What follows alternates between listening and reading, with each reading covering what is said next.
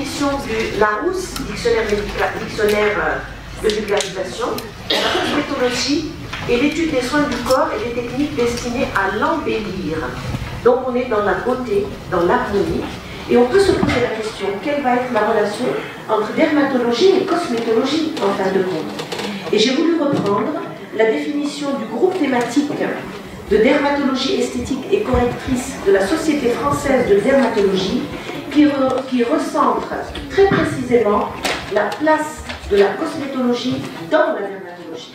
Il faut savoir qu'il y a une dimension esthétique de la dermatologie. Vous le savez tous, nous avons des pathologies, vraies pathologies qui sont affichantes et qui peuvent avoir des répercussions sur la vie de nos malades, aux côtés de, on va dire, de signes naturels comme le vieillissement qui vont demander une consultation de cosmétologie. Et je le répète, ça a été dit ce matin, le dermatologue est véritablement l'expert scientifique de la peau. Et c'est à lui d'avoir vraiment ce rôle. Vous devez absolument en être convaincu aujourd'hui. C'est le dermatologue qui va pouvoir apporter cette prise globale, prise en charge globale par rapport à la peau. Et je vais y revenir. Pourquoi parler de cosmétologie? Pourquoi parler de beauté? L'homme, depuis des siècles, est toujours intéressé par la beauté. Voici le buste de Néfertiti, 14 siècles avant Jésus-Christ, donc 31 siècles.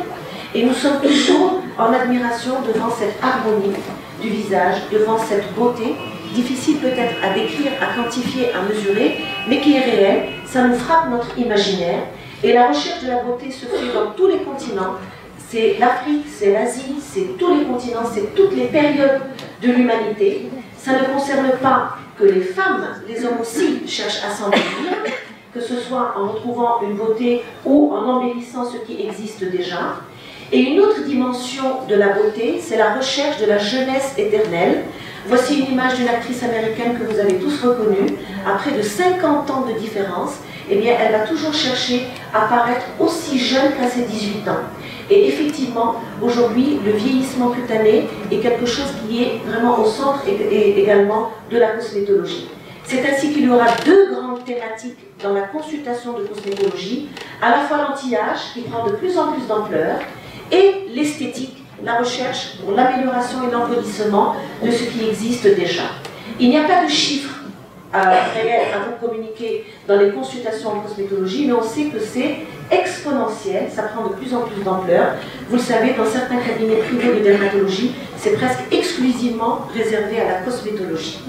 Donc, qui va voir cette personne qui a une demande en cosmétologie? Certainement pas le Dr House, probablement nos confrères de chirurgie plastique qui vont également avoir une prise en charge différente de la nôtre. Peut-être, on en a parlé ce matin, des médecins généralistes à visée esthétique, très probablement, et ça va également prendre beaucoup d'ampleur, mais surtout le dermatologue. Et le dermatologue est au centre pour la prise en charge de la peau. Je pense qu'aujourd'hui, c'est le message clé qu'il faut à la fois répéter et être convaincu absolument de la place centrale du dermatologue en cosmétologie. Comment va se passer une consultation de cosmétologie? C'est une consultation médicale à part entière. Elle va commencer par un interrogatoire qui va préciser le motif de consultation. Et là, vous avez deux cas de figure. Vous avez les personnes qui viennent pour une pathologie médicale, avec lequel vous discutez, vous faites votre travail de dermatologue, et à la fin de la consultation, il y a la petite demande esthétique. Les cheveux, les fanères, la peau. Ou alors, de plus en plus, vous avez des personnes qui ne viendront que pour la demande esthétique à laquelle il faudra répondre. Il faudra préciser les antécédents. Y a-t-il des maladies auto-immunes, sarcoïdose, lupus? Y a-t-il des antécédents de diabète qui peuvent interférer avec certaines procédures esthétiques? Quelles sont les procédures antérieures? Et vous savez que nos patients, notamment malades, femmes, sont souvent très cachotières et ne vous disent pas tout ce qu'elles ont reçu comme procédure antérieure cosmétique. Les prises médicamenteuses sont très importantes à préciser. Y a-t-il des anticoagulants, des immunosuppresseurs, des corticothérapies, tout ceci pouvant interférer avec votre acte esthétique. Il faut préciser le mode de vie, tabagisme, exposition solaire, habitudes culturelles, même le gommage, tout ceci devant être pris en compte. Et enfin, l'état psychologique de nos patients. Et là, vous avez également, je dirais, de manière assez grossière, deux cas de figure. Des personnes qui ont l'habitude de se prendre en charge sur le plan cosmétique pendant des années, elles consultent, elles ont un programme, une stratégie qu'elles exercent pour leur beauté. Et vous avez d'autres personnes qui viennent à 50 ans, à 60 ans, qui viennent pour la première fois avec une demande esthétique extrêmement importante, des cheveux jusqu'aux pieds, et là il faut se méfier. Est-ce qu'il n'y a pas une fragilité psychologique? Est-ce qu'il n'y a pas des problèmes conjugaux? Est-ce qu'il n'y a pas une dépression? Et donc recentrer l'état psychologique de ces patients. Vous allez faire bien entendu votre examen clinique, comme vous savez très bien le faire, en précisant les caractéristiques de la peau du visage, sèche, grasse, réactive, sénile, l'état des rides, je vais le préciser dans une autre diapositive, le relâchement cutané, qui doit être apprécié en pinçant la peau, en regardant quelle est cette dose cutanée, examiner les creux des tempes, les creux sous-malaires, examiner le cou, qui est une partie pas toujours évidente, mais bien voir la peau du cou, les rides verticales ou horizontales, examiner l'état des mains. On dit que les mains reflètent toujours l'âge de la personne, parce qu'on s'occupe en général beaucoup plus du visage que du dos des mains. Examiner la qualité des fanères, cheveux, ongles. Aujourd'hui, nous avons une demande de plus en plus croissante pour les ongles et le vieillissement des ongles. Et il y a des personnes qui ne viennent qu'avec ce motif de consultation. Et enfin, l'état des cicatrices, qui va vous permettre de voir comment va réagir la peau ou quand vous ferez un acte clinique. L'examen clinique doit préciser la morphologie du visage de manière globale. S'agit-il d'un visage rond? S'agit-il d'un visage long? Elle va vous préciser également de manière précise l'asymétrie du visage, qui n'est pas toujours évidente chez les patients. Et vous avez ici une jeune fille de moins de 30 ans qui a une asymétrie du côté droit, c'est très subtil, mais ça existe.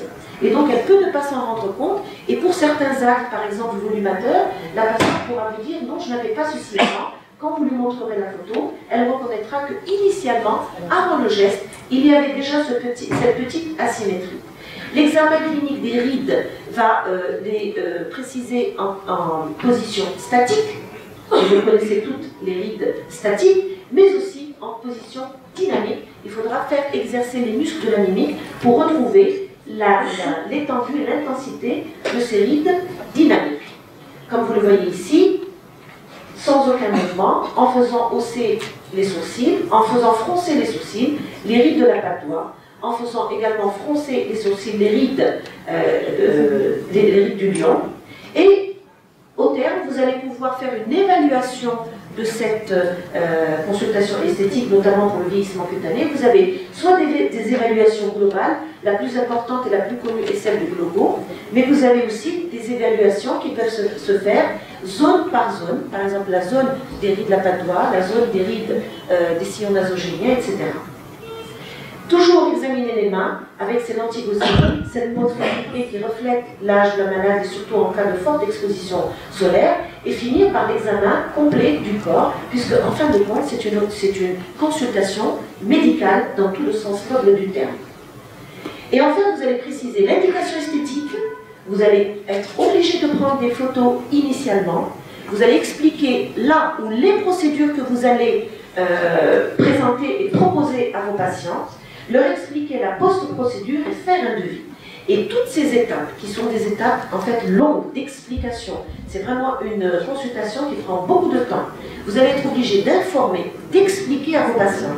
Parce qu'il faut bien se rendre compte que parfois ce ne sont pas des malades, ce sont des patients qui ne sont pas malades. Et donc vous allez apporter un acte esthétique pour lequel il ne faudra pas entraîner de complications ni d'effets secondaires. Et donc il faut leur informer, leur expliquer, et ceci avec des mots simples, jusqu'à qu'ils comprennent. Nous avons un gros problème de sous-médicalisation de nos patients, et donc il faut insister et répéter cette information qui est une information médicale. Concernant l'indication, bien sûr le patient vient pour une indication esthétique, mais vous avez parfois des surprises. Ce jeune homme de 34 ans, même si les photos ne reflètent pas bien, vient pour une pigmentation des zones photo-exposées, qui dure depuis 4 ans, et il vient en disant « Docteur, je veux du laser pour enlever mes taches ». Et après examen, après interrogatoire, après biopsie cutanée, il s'agit d'un liquide pigmentogène qui va nécessiter un traitement médical. Donc c'est à vous de rectifier le tir. Également un autre exemple que vous connaissez tous, ce sont des patientes qui viennent pour leurs cheveux, chute de cheveux, et en examinant Vous retrouvez une hyperandrogénie clinique, biologique, qui va révéler un syndrome des OPK, qui va révéler un bloc enzymatique. Donc, même si on dit consultation esthétique, c'est une consultation dermatologique à part entière, et c'est à vous de finalement rechercher la partie profonde de l'iceberg, derrière cette demande esthétique qui vient au préalable. La prise de photo initiale est indispensable. Voici le cas d'une patiente qui vient pour la toxine botulique. Elle a une asymétrie avec un haussement du sourcil gauche. Si vous n'avez pas pris la photo initialement et qu'il y ait le moindre problème après l'acte, elle vous dira, docteur, c'est asymétrique. Eh bien, vous sortirez vos photos et vous le montrerez que initialement, cela existait déjà. Vous allez également expliquer les procédures et vous allez dire qu'est-ce que vous allez choisir comme procédure, mais auparavant, il faudra, avant la procédure, faire un devis. Et en France, le devis est obligatoire au-delà de 300 et quelques euros. Ici, il faut informer les malades, il ne faut pas leur faire la surprise de faire cet acte médical et ensuite d'annoncer. Ça fait partie de la consultation de cosmétologie, de même que la signature du consentement. Dr Heikel a montré tout à l'heure que sur ces ordonnances, le consentement était inscrit et que le malade devait signer la charte. Personnellement, je le fais pour certains actes comme l'épilation électrique, mais je pense que ça gagne à être élargi à toutes les consultations. D'ailleurs, certains laboratoires vous fournissent déjà des consentements préétablis que vous pouvez faire imprimer et faire signer. Je pense que c'est important pour l'avenir. Vous devez expliquer la procédure, expliquer le post-opératoire immédiat. Les malades ne se rendent pas compte de ce qui va se passer après la procédure.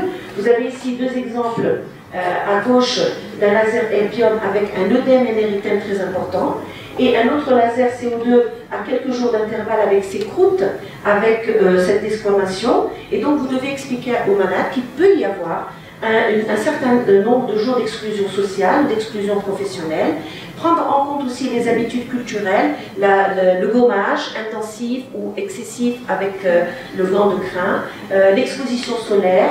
Donc tout ceci doit être négocié, expliqué à la patiente. Donc ce sont des règles simples, mais ça vaut le coup que ce soit structuré dans votre consultation. Enfin, vous allez proposer les procédures. De toutes les façons, il y aura les cosmétiques, les topiques cosmétiques qui sont au centre de la consultation. Et le monsieur qui nous a présenté tout à l'heure la galénique a bien fait de rappeler toute l'ampleur et toute l'extrême complexité de ces topiques cosmétiques. Vous aurez aussi à proposer des actes, le peeling que le professeur Zoher va vous annoncer, la toxine botulique, les fillers, les lasers cutanés qui sont tout un monde, et d'autres procédures comme la mésothérapie, la cryolipolyse, le PRP de manière plus récente. Et ce sera donc à vous de proposer ceci à vos malades. Concernant les topiques cosmétiques, vous voyez que c'est un vaste monde, mais le dermatologue doit être au courant de la composition et de la galénique des produits qu'il propose. On ne peut pas ne pas savoir ce que contient toute une prescription. Il faut absolument être à jour et il faut toujours se remettre à jour en formation continue pour ces topiques cosmétiques. Vous savez que les chefs de file sont la vitamine A acide, les alpha-hydroxyacides, la vitamine C et le rétinol, mais il y a également d'autres produits. Entre parenthèses, les compléments nutritionnels qui n'ont pas toujours d'AMM, qui n'ont pas toujours d'études contrôlées par rapport à leur apport et à leur efficacité, mais qui sont extrêmement prescrits. Concernant les topiques cosmétiques, aujourd'hui, il y a même des prescriptions personnalisées. La malade vient consulter et on lui fabrique une crème personnalisée selon sa demande. Donc vous voyez jusqu'où peut aller la composition d'un produit pour une personne donnée. Les peelings, je laisse le soin à Madame Zouriel de revoir cette procédure en long et en large. La toxine botulique qui sera utilisée en tant que dermatologue pour la partie supérieure du visage pour toutes les rides, avec des résultats excellents et d'autant plus excellents que les personnes sont jeunes. Cette jeune fille a un lissage du front beaucoup plus important, elle sera incapable de froncer les sourcils, la pâte d'oie sera grandement améliorée, mais aussi pour d'autres personnes plus âgées où les résultats peuvent être véritablement satisfaisants. Concernant les produits de comblement, aujourd'hui chef de file également dans la consultation de cosmétologie, vous savez qu'ils sont destinés à l'effacement des rides, mais également à la restauration des volumes, sachant que la perte de volume est un signe de vieillissement facial cutané, et donc il faudra restaurer ces volumes. Nous avons une panoplie de produits qui sont à notre disposition, il faut les connaître. Les chefs de file sont le produit résorbable, avec à leur tête l'acide hyaluronique, qu'il faudra bien entendu bien étudier, connaître la réticulation, connaître les différents procédés et les différentes techniques. Voici quelques exemples pour les sillons najoséniens, très rapidement évaluables à la fin de la séance.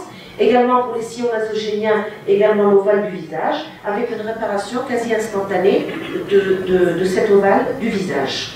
Et là aussi, un résultat cosmétiquement acceptable chez cette femme de 75 ans qui est très satisfaite à la fin de la consultation, même s'il reste encore des rides. Donc vous voyez que la demande est personnalisée, chacun a sa façon de voir son vieillissement par exemple, et chez cette malade, on n'ira pas au-delà, par exemple.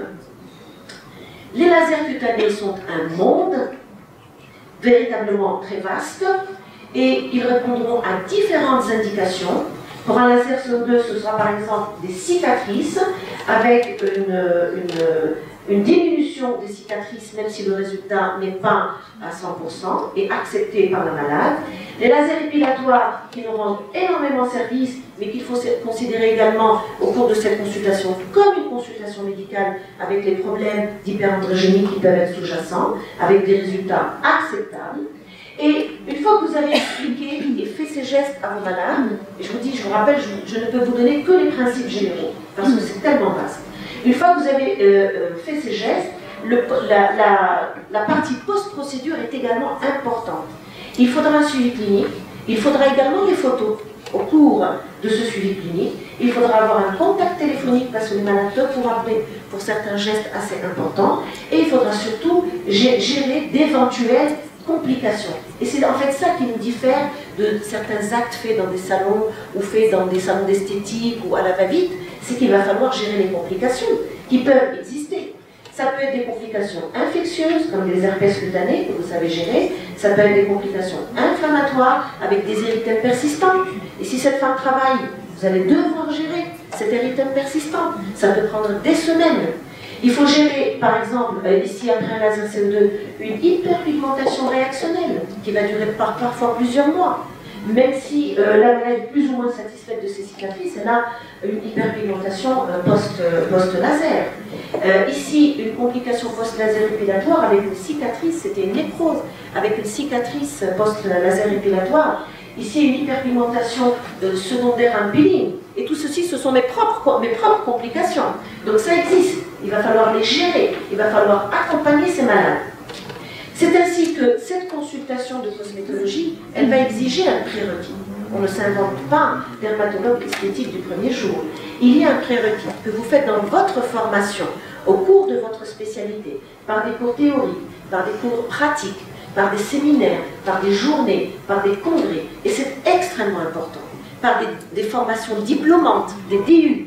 Et avec le HIR, on est allé jusqu'à Nîmes, à 3 reprises, pour avoir le diplôme de laser. Et ça coûte, Madame Zoé, tout le monde fait ces diplômes-là parce que c'est indispensable. Il faut avoir ce prérequis théorique et ce prérequis pratique. Comment voulez-vous apprendre un laser si vous n'êtes pas accompagné par quelqu'un qui le fait? Comment voulez-vous faire un peeling si vous ne voyez pas plusieurs fois? Comment voulez-vous faire si vous n'attrapez pas la pièce en main et que vous faites une première complication gérable? Donc vous voyez, il y a un prérequis indispensable, c'est indispensable. Et enfin, une formation médicale continue. Les choses évoluent tellement vite, les techniques évoluent vite. Les lasers, tous les 5 ans, vous avez un nouveau laser qui rend les autres désuets. Donc vous voyez, il faut être à la page. C'est vraiment une formation continue, pérenne et indispensable. Donc ça peut se faire par le biais théorique, avec toutes les mises à jour que vous connaissez dans différents traités. Ça peut être fait par des livres, mais c'est aussi par des stages, par des congrès, par des ateliers pratiques. Pourquoi? Parce qu'il y a un cadre médico-légal en consultation esthétique. Il y a une obligation de la formation médicale continue. C'est indispensable et c'est même obligatoire. De même qu'il y a une obligation d'informer le patient. Une obligation d'une assurance. Dr Heikel l'a dit tout à l'heure. Il faut assurer sur le plan de la responsabilité civile professionnelle. Même pour des actes dits, on va dire, banals. Il faut y avoir cette assurance, obligatoirement. Le respect du secret médical, L'obligation de moyens. Je pensais qu'on avait, en termes de dermatologie esthétique, comme en termes de chirurgie esthétique, une obligation de résultat. Il semble que non. C'est d'abord l'obligation de donner à notre malade tout ce que la science a de nouveau pour répondre à sa demande, mais l'obligation de résultat n'est pas, on va dire, consensuelle. Et c'est pour ça qu'il faudra discuter avec votre malade. C'est pour ça qu'il faudra lui faire signer un consentement éclairé pour qu'il soit véritablement conscient de cet enjeu. Étant donné qu'il n'est pas malade, il peut vous reprocher par la suite de lui avoir fait une cicatrice, de lui avoir fait une hyperpigmentation. Donc vraiment, c'est cette relation médecin-malade avec, bien entendu, tout ce qu'on doit tirer d'un cadre médico-légal. Il faut être vraiment dans la procédure médico-légale. Il faut également donner au malade un délai de réflexion de 15 jours pour certains grands actes. C'est indispensable. Je dirais donc que les messages de cette consultation de cosmétologie, et je m'excuse parce que je ne peux pas faire le tour de toutes les procédures, mais le maître mot, c'est que la cosmétologie fait partie intégrante de la dermatologie. Vraiment, vous êtes au centre. C'est à vous de prendre en main cette cosmétologie. Et comme l'a dit Mme Chien, comme on l'a tous répété ce matin, c'est vraiment le dermatologue qui est l'expert, mais qui doit se réapproprier cette consultation esthétique. Elle nécessitera un prérequis. Elle nécessitera également une constante actualisation, une formation continue qui va demander un investissement personnel, en temps, en argent, mais également en sachant que la cosmétologie dépend de plusieurs spécialités, il y a plusieurs frontières, et on doit savoir en tant que dermatologue discuter avec nos collègues praticiens, chirurgiens esthétiques, discuter avec d'autres personnes qui font de la cosmétologie, mais ça doit être une discussion positive et toujours, je le répète, avec le rôle central du dermatologue. Je dirais donc en conclusion que dans cette consultation de cosmétologie, il y a la médecine, avec toute sa rigueur scientifique, et il y a la beauté, qui est une notion universelle, une notion abstraite, à laquelle vous devez répondre à cette demande. Et tout ceci sous couvert de l'éthique médicale, comme c'est exigé dans notre profession de dermatologie. Je vous remercie.